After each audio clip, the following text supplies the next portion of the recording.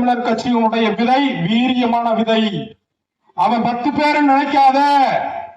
நாம் தமிழர் கட்சியில் இருக்கின்ற 10 பேரை சாதாரண எடை போட்டு விடாதே. இதே 10 பேர் தான் இதே சட்டமன்ற தொகுதியிலே 8500 வாக்குகளை பெற்றார்கள். ஒரு வாக்குக்கு 1 ரூபாய் செலவு செய்யல. 8500 வாக்கு. எங்களுடைய மாநில ஒருங்கிணைப்பாளர் அவங்ககிட்ட கேட்டிருக்கிறாங்க. இதே திமுகவை சார்ந்த நபர்கள் தான். எப்படிப்பா 8500 ஓட்டு விழுந்துச்சு? தம்பி, உங்க கோட்டைன்னு சொல்லிட்டு இருக்கிறத ஓட்ட விழுந்துட்டு இருக்கிறத மறந்துட்டீங்கன்னு நினைக்கிறேன். 8500 ஓட்டு என்பது நாடாளுமன்ற தேர்தலில், சட்டமன்ற தேர்தலில் அன்று 10 பேருக்கு 8500 ஓட்டுனா மொத்த, நீங்க அப்படி இல்லை, 10 பேருங்கிறது மொத்த தாராபுரம் சட்டமன்ற தொகுதியில மட்டும் 10 பேரு. இன்னைக்கு 3 ஒன்றியத்திலே 30 பேரு. முடிஞ்சு போச்சு கதை. தாராபுரத்திலேயே 10 பேர் மட்டும் பிரச்சாரம் பண்ணி 8500 ஓட்டுகள். இன்றைக்கு 300 மட்டும் 30 பேருனா நீ யோசிச்சு பாத்துக்கோ.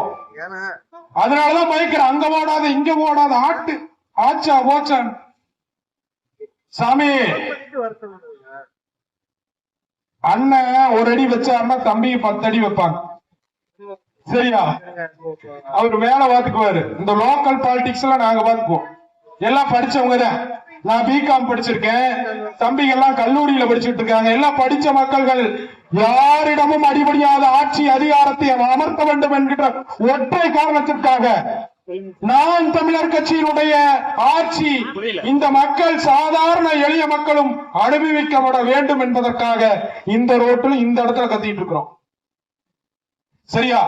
உங்களிடத்தில் வாக்கு கேட்க இங்கு கூடவில்லை.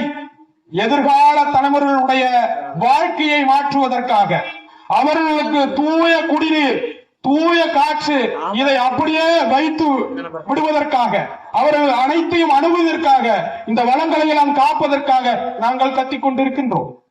என்னுடைய பிள்ளை நாளைக்கு இதே மூலூர்ல வந்தா சரியான ஒரு தூய காற்று, தூய குடிநீர், சரியான மருத்துவம், அரசு பள்ளியிலும் ஒரு அதிகார பலம் படைத்த, பணபலம் படைத்த ஒரு மனிதர் அனுபவிக்கின்ற அனைத்து சுகங்களும் எளிய மக்களின் பிள்ளைகளும் அனுபவிக்கப்பட வேண்டும் என்றால் அதற்கு நீங்கள் ஆதரிக்கப்பட வேண்டிய சின்னம் விவசாயி சின்னம்.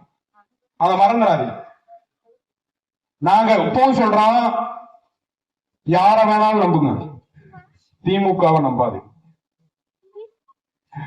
எப்போ டேஞ்சரஸ்.